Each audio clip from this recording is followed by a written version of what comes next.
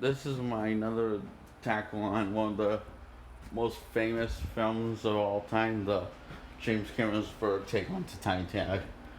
Now, it does have problems in the three act structure and the 3 hour run of the film. Yes, this film is first 3 hours.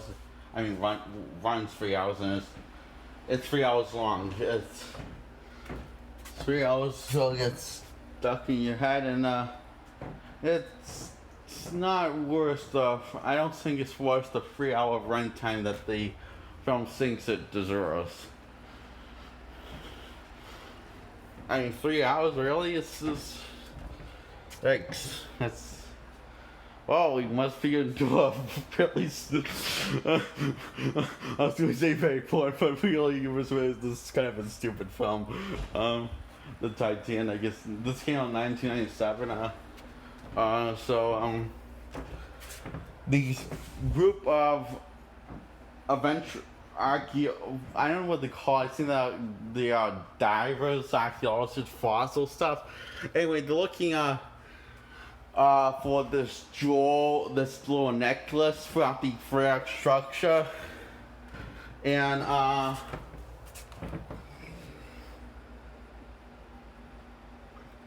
so what she does is claim to tell the story about the Titanic.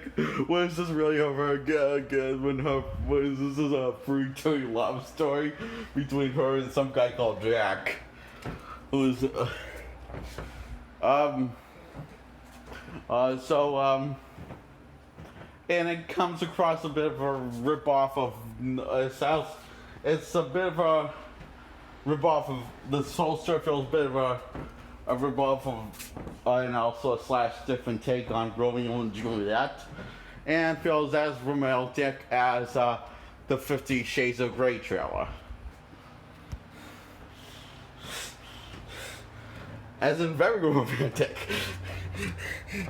Like, don't you doesn't Romeo and Juliet and 50 Shades of Grey go together? Like, you think that sounds insane? Well, you get James Cameron's take on Titanic. Now, to be fair, this ain't the first Titanic movie actually ever made. The first one was in black and white, and came out way before his came back. It was a really old film, and it was a better film than this. Sadly, this is a more famous film than that one. And I could guess one thing. Rose, she strips naked for Jack, played by Leon Cavallaro, and he taints her, and because it's pretty much of a hot thing, seeing Rose naked and while Jack paints her.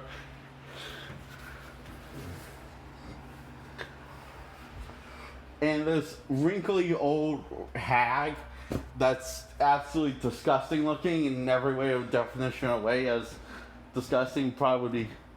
You can't really buy that she was ever the girl who plays Rose, because she looks literally nothing like her at all. The face looks nothing like Rose that we see throughout the free act structure. We fall throughout the free act structure, and I'm supposed to buy that this Rose that's telling the story is the same Rose that that survived the Titanic, and yeah,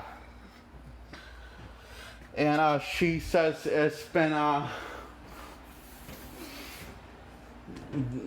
40 something years since the Titanic sank, and these guys don't want to listen to what these guys don't want to hear her life changing story. They just want the stupid necklace that she's hogging. Yes, the necklace that, remember I told you, the necklace that they're looking for, this ancient necklace supposed to make everyone really wealthy, rich. She's hogging it. And it gets better. The project actually throws it into the water to go overpass, symbolically and quite literally. So let me just say all that digging probably you just so like all that was for just so you could actually, and the necklace that was given to her by Billy Zane, yes, her douche of ex of a fiance that she was supposed to marry. But then it turns out he's just the evil bad guy and doesn't realize he just wants power and money. And therefore he frames Jack for stealing the necklace, and Rose completely buys it. Then Rose figures out somehow Rose figured out that Billy Zane was full of shit, and Jack was telling the truth. He didn't steal the necklace. That Billy Zane planted it on him. Right after Jack got Rose late in a truck. Well, some sort of old vehicle. He got Rose late in the old vehicle. Then he frames Jack after he got that bitch late.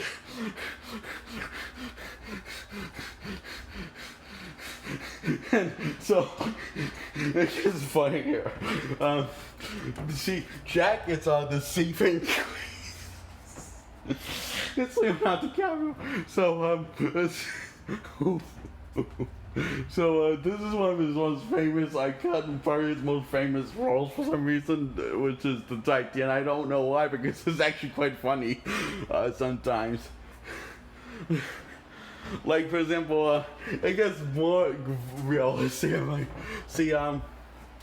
Jack sees, after he sneaks aboard the Titanic after gambling, he sees Rose and falls in love with Rose, and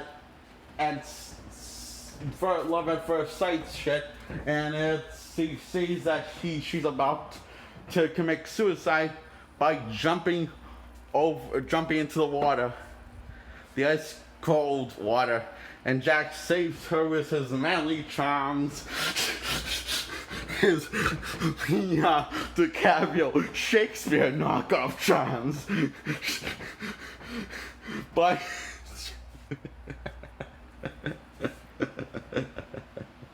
and it gets better. So this is supposed to be romantic, but this comes off as very, very, very delusional when she says, "I'm flying, Jack, I'm flying." You can't wonder, does she really believe that? She's just saying that because she's in love. I hope it's the other thing, because she believes that she can fly. That's a problem. She seems to be in the cuckoo's nets. So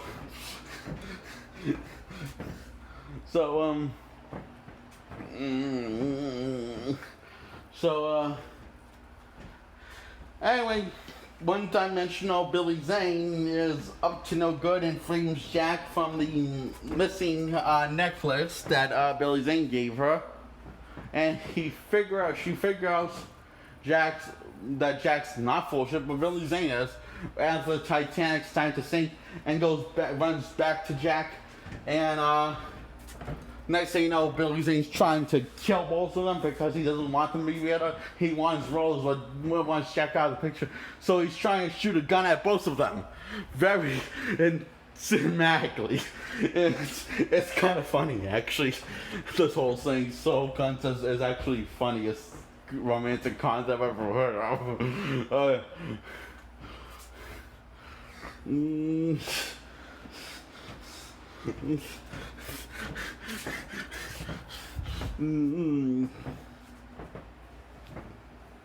So, yeah, I do not hate the film, but I'm not sure it's quite funny, actually, a little. You think about the plot and stuff, and looking at it high, so it's a little funny, actually. Like Charlie's Angels, both Father and Charlie's Angels, the original movie with Cameron Diaz. Like, it's that kind of batshit insane. Or Pearl Harbor, Michael Bay's film. which I think I like Pearl Harbor more than this. It's less of a dumb film. Still a dumb film, but not as dumb as Titanic. Titanic is one of those films that has to be the most cheesiest, goofiest, hilarious, batshit insane, based on a true story ever. And I love every moment of it. It's cheesier than Al vs. Batman.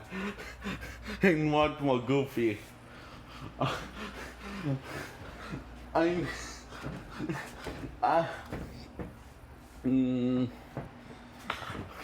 so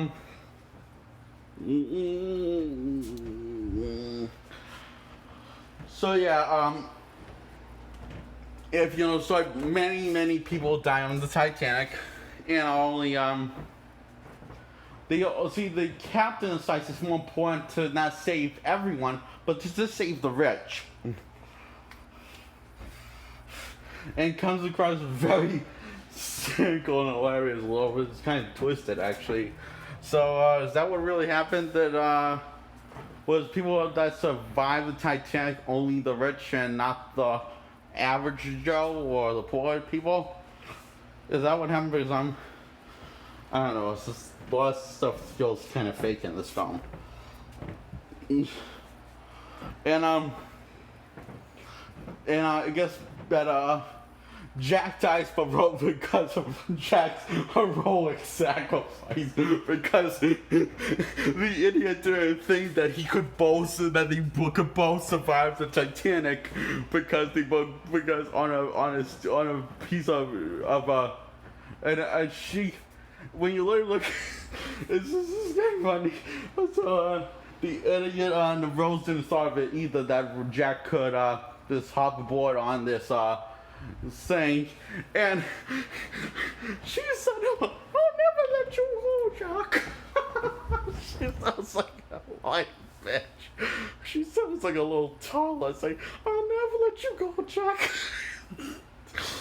This sounds like a fourth grader written a love story. It was a genre of a love story, and it feels like it was written by some sort of 5-year-old, and just pitched his idea, meaning of a love story, of a tragic, realistic love story, which is absolutely hilarious.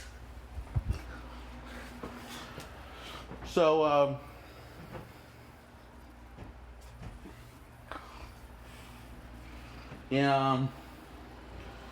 Jack freezes to death.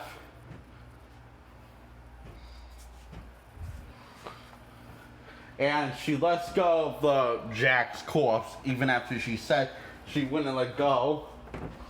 And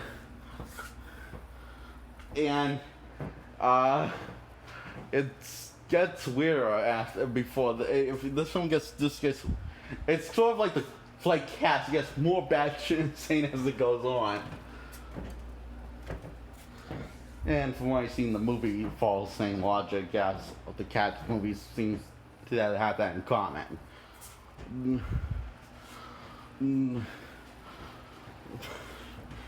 So, this is, a really bizarre movie. And,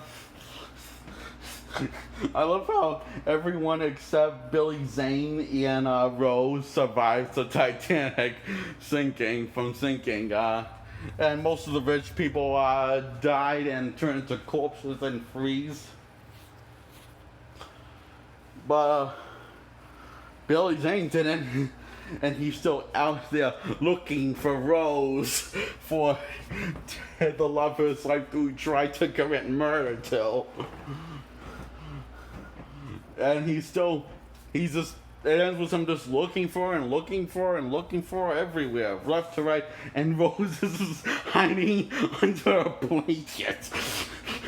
She covers her head in a blanket, and hopefully that he doesn't spot her, and it works. It's so tremendously stupid.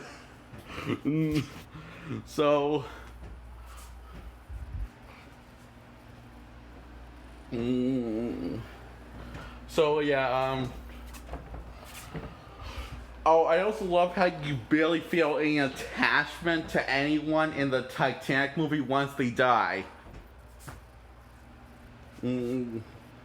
Like, yeah, they're like a group of people that you feel attachment to, and that is the part where the band continues to play even though the boat's sinking and no one decides to just make the best of it and decide to this keep on playing even though everyone's going to die.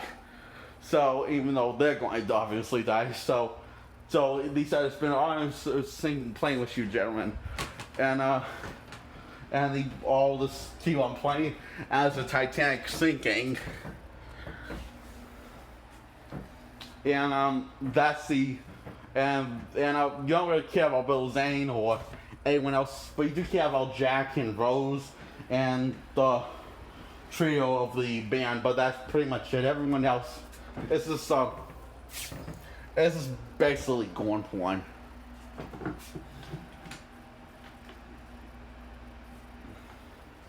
Meant for more shock values rather than actual character development. Or it's just stuff that's just gets, yeah, lots of people die in this film, but it's really nothing tragic. It just feels like it's there for just a shock value,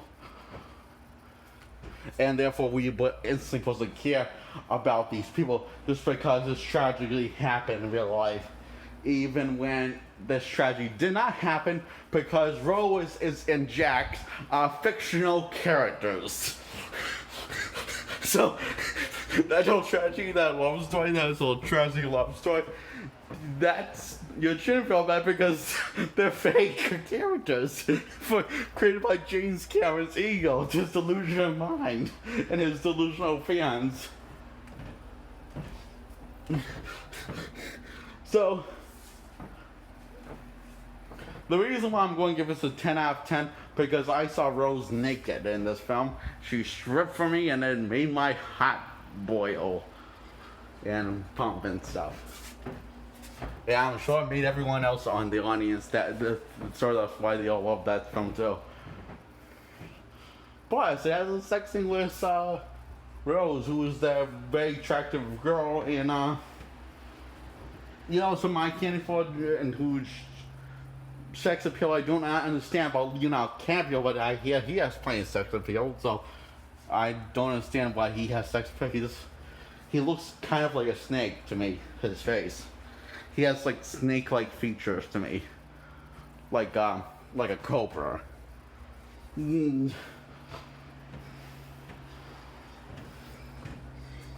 Mm. Mm. Cobra. Oh.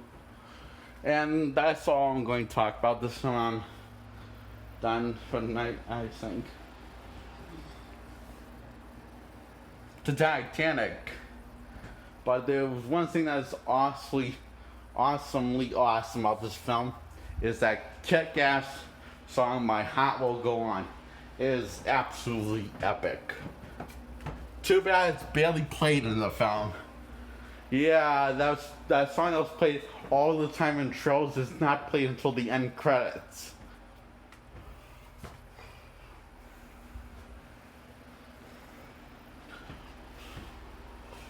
Mm. Mm.